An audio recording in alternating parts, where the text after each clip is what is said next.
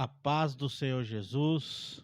Aqui quem fala com vocês é o pastor Jefferson de Oliveira e hoje eu quero falar um pouco sobre alguém que decidiu ter uma vida de oração, como é diferente alguém ter uma vida de oração e jejum. Tem experiências muito positivas e hoje eu quero colocar aqui um testemunho, depois nós vamos comentar ele, vamos assistir junto em nome de Jesus. Eu tive muitas experiências de orações. Muitas experiências. Eu vivi, assim, 3 anos de intensa experiências de orações. Foi um período, Tiago, que eu decidi me afastar dos homens. O tempo que eu dedicava com amigos, não que eu me tornei rude, mas eu vi que o tempo que eu gastava com pessoas, ligando, falando e conversando, eu poderia estar dentro do quarto falando realmente com Deus. E eu passei a me dedicar às orações diárias e jejuns. Comecei a fazer campanhas de jejuns, de orações e fui intensificando as orações e os jejuns. E a partir dali eu comecei realmente, de fato, não muito tempo depois, viver experiências que marcaram a minha vida. Por exemplo, antes do testemunho, quero falar de uma experiência que para mim foi muito forte. Logo que eu comecei realmente a orar mesmo, não orar para ter poder, para ter unção, para ter conhecimento, não foi essa a minha dedicação já. Eu comecei a orar para realmente conhecer a Deus, para ouvir a voz do Espírito Santo. Eu comecei a buscá-lo para ser íntimo dele, e de maneira nenhuma para pedir algo para ele. Mas eu me lembro que uma madrugada nós estávamos orando, eu e a minha esposa, e eu não sei, irmão, acho que eu fiquei emocionado com a oração. E eu me levantei do quarto, minha esposa estava orando, e eu me levantei orando de madrugada, e comecei a andar dentro de casa, e eu comecei a gritar, e eu fui lá e bati na mesa de casa, assim, isso 4 horas da manhã, Thiago, eu batendo na mesa, chorando, a minha esposa orando no quarto, e eu, Senhor, eu quero viver o que ninguém está vivendo no Brasil. Eu quero ter experiências que ninguém está tendo. Então, Senhor, se eu sentar aqui em torno dessa mesa para mim me alimentar, o Senhor vai ter que sentar do meu lado. Aí eu abri a porta, que a garagem ficava de frente para a porta da cozinha, eu abri a garagem e fui lá e bati em cima do capô do carro. Não era nem carro, era um Ford Ka, bem. Mas tinha limpador. Tinha limpador com borracha, viu, Thiago? Isso é importante. É importante. E aí eu fui lá e bati em cima do capô do carro, tô brincando, foi o carro que mais me abençoou, muito econômico. E eu bati em cima do capô do carro e disse, Senhor, olha, chorando, 4 horas da manhã, um frio, irmão. E eu lá fora, de pijama, batendo em cima do carro, dizendo, Senhor, se eu entrar nesse carro para viajar, o Senhor vai ter que sentar aqui do meu lado, vai viajar comigo. E parece loucura, né? Mas há momentos que o seu espírito fala. E voltei, continuei orando com a minha esposa e aquela semana eu esqueci. E eu fui ministrar na divisa do Uruguai, num congresso, eu ministrei quinta e sexta-feira. E no sábado e domingo eu tinha que ministrar em Ponta Grossa, num congresso de setor, círculo de oração. E para isso, Tiago, nós tivemos que viajar a noite toda. Acabou o congresso, igual vou fazer hoje à noite. Acabo de administrar e viajar. Tchau. E viajamos. Quando amanheceu o dia, nós cruzamos fronteira, Santa Catarina, Rio Grande do Sul, e continuamos viajando. 11 horas paramos para almoçar. Quando foi próximo de 1h da tarde, nós estamos andando na BR com o carro. Aí nós avistamos 2 pessoas andando na beira da BR. Um senhor baixinho, de 1,60 m no máximo, ele era bem baixinho mesmo, moreninho claro, assim, igual o Thiago, com a menina do lado, de vestidinho, ele tava de terno, irmão. De terno. Tava frio, mas de terno de dia. Um ternão Oxford daqueles antigos, que ele tem o ombro bem grandão, assim, igual do Didi Mocó, assim. E a minha esposa falou assim, amor, o sentido de Deus é de darmos carona para eles. E eu imediatamente obedeci, né? Quem manda é a esposa. Lá também é assim. Sabedoria, né? Só muda o endereço. Sabedoria, quem manda é a esposa. Então retornamos e oferecemos carona e eles disseram que queriam e entraram no carro e seguimos viagem. 1h da tarde, Jean. 15 minutos depois, estamos passando em frente à churrascaria Espeto de Ouro. Aí eles passam olhando e minha esposa pergunta para eles: vocês já almoçaram?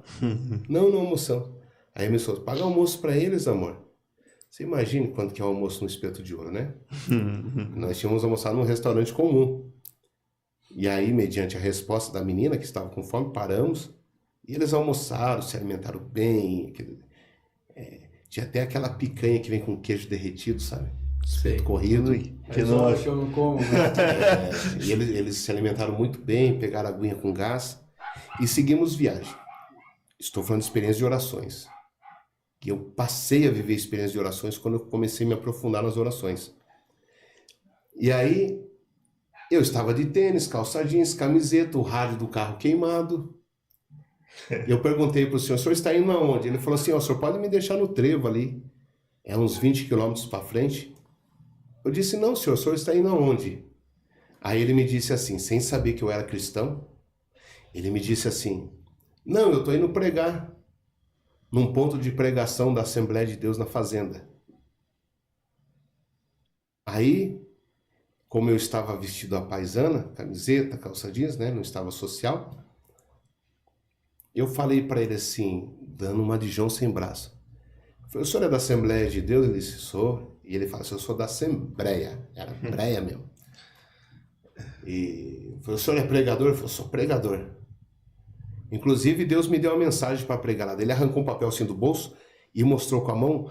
E estava escrito assim, Ezequiel 37, o Vale de Ossos Secos. Estava assim escrito assim, o papelzinho. Ó, Deus me deu uma mensagem enquanto eu orava de madrugada.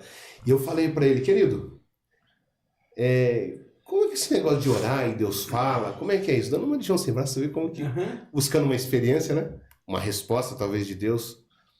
E ele falou assim: ó, o senhor não vai entender muito porque o senhor não é crente, mas é assim, ó, eu faço campanha de jejum e oro e Deus me dá uma mensagem. E aí eu falei: mas como é que é esse negócio do jejum dos crentes? Aí ele olhou para mim assim no outro e falou assim: é assim, senhor, eu começo um propósito meia-noite e eu vou até às 6 horas da tarde do outro dia. Eu falei: tá, bacana, mas em quantos dias o senhor faz essas campanhas? Ah, depende do propósito, mas a última que eu entreguei ontem duraram 21 dias. Meu Deus. Aí, ele sem saber que eu era um cristão, um crente, eu falei: mas quando ele mostrou um papelzinho para mim, Jean, eu vi que a mão dele estava cheia de calo. E aí eu perguntei para ele: viu, mas a sua mão está cheia de calo. Quando o senhor jejua, o senhor trabalha? Tiago, ele deu um tapa no peito e falou assim: rapaz, é a safra do feijão. Eu arranco 10 tarefas por dia. Meu Deus do céu. E eu falei para ele: o senhor está brincando comigo. Com o senhor, em jejum, o senhor arranca feijão. E aí eu falei assim: esse congresso que o senhor está indo pregar é muito grande, né? Eu falei assim: não, é um ponto de pregação. Aí tem um casal de missionários que foram enviados para lá pela igreja, tem o caseiro da fazenda que se converteu com a esposa, as 2 filhas, e eu e a minha filha. Nós vamos estar em 8 no congresso. Aí eu disse, aí eu falei para ele assim, que era aniversário de 1 ano lá do Fundo de Pregação. E eu falei para ele: mas o senhor jejuou 21 dias para pregar para 8 pessoas? Porque Deus estava ali no carro, irmão. Deus estava ali me ensinando, irmão. Eu falei: o senhor está 21 dias jejuando para pregar para 8 pessoas? Olha a resposta: é que o senhor não sabe. Eu sou da família mais pobre aqui da região. A minha família é tão pobre que ninguém tem um carro ainda na minha família. Mas eu garanto para o senhor que daqui a alguns anos todos esses moradores da região vão saber que tem um homem de Deus aqui que mora no meio deles. Eles vão saber que tem um homem de Deus aqui. E olha, senhor, Deus olhou para a família mais pobre aqui da região, apontou para a casa mais pobre e me escolheu no meio da pobreza e me deu um dom do Espírito Santo. E eu preciso honrar porque foi Deus que me deu o dom. Irmão, ali ele já tinha acabado comigo. Já tinha acabado comigo. Daí chegamos no trevo, eu levei ele no ponto de pregação lá em cima, no meio da fazenda, do tamanho desse estúdio, mano, de madeira, irmão.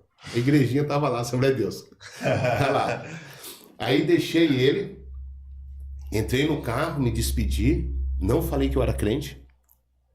Era algo particular meu, eu estava buscando algo de Deus ali. E aí minha esposa disse, eu falei, vamos amor, estamos atrasados já pro Congresso Ponta Grossa. Ela disse, não amor, não vamos não. Eu disse, como não vamos amor? Ela disse, amor, quanto você tem na carteira? Eu disse, você tá de brincadeira, né amor? Eu já paguei o espeto corrido lá. Acabou ali. Aí a minha esposa olhou assim, amor, desde que nós servimos a Deus, tem faltado farinha na panela? Tem faltado azeite na botija? Deus tem deixado faltar alguma coisa para nós? Eu disse, não, meu amor. Ele disse, quanto você tem na carteira? Aí eu contei, tinha 300 e uns quebradinhos. Ela falou, dê por mão. Eu disse, mas por que, amor? Eu disse, eu entrei no banheiro com a menina no restaurante e ela estava com a moedinha de R$1. E eu perguntei para ela, por que você não comprou um salgadinho, filha? A resposta que a menina deu à minha esposa. A menina olhou e disse, não, irmã, eu não posso gastar esse R$1. Porque nós estamos indo num culto se apresentar para Deus. E o papai falou que a gente não pode ir de mãos vazias. A gente tem que levar uma oferta de gratidão pelo que Deus é nas nossas vidas. E essa ofertinha é para agradecer a Deus pela minha vida. E aí a minha esposa perguntou por que eles não tinham comida, e a menina respondeu, porque o pai trabalhou na colheita do feijão, mas só vai receber segunda-feira. Então, literalmente, eles estavam indo fazer o Deus sem dinheiro. Aí eu desci do carro e enfiei a mão no bolso dele, Tiago, sem falar quanto tinha. Falei, irmão, um cafezinho pro senhor tomar aqui. Soltei os 300 e poucos no bolso dele. E aí ele olhou para mim e disse, eu não sei se você crê nas coisas de Deus, mas se você crê em Deus, abaixa a cabeça, eu vou orar pelo senhor. E eu baixei a cabeça, ele orou por mim, ele era bem baixinho, e fomos embora.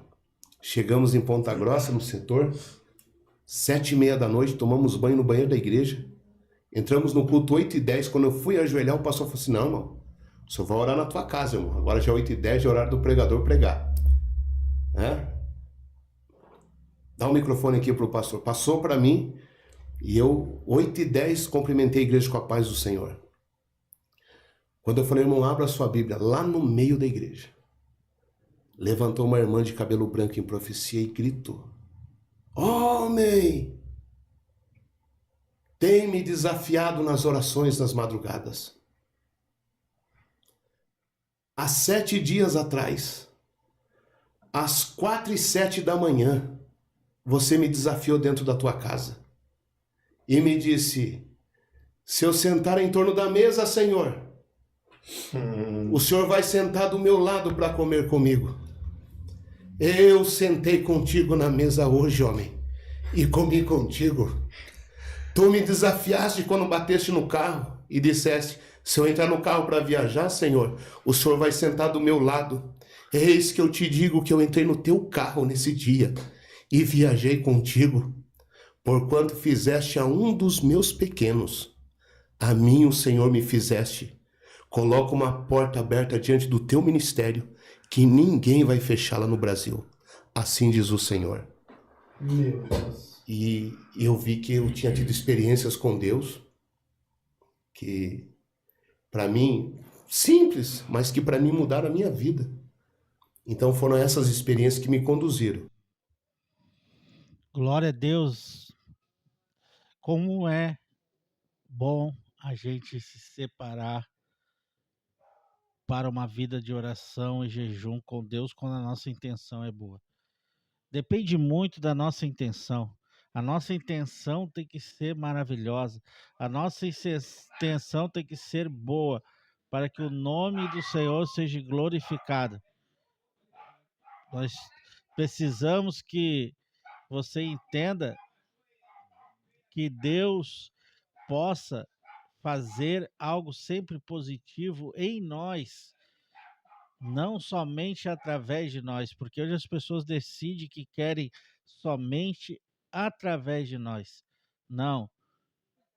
Nós precisamos entender que é em nós que é o mais positivo, é em nós que é o mais agradável a Deus. E a palavra que eu quero deixar no coração de vocês para me encerrar é: não é difícil fazer a vontade de Deus, difícil é deixar de fazer a nossa vontade. Fique com Deus, que Deus te abençoe, em nome de Jesus.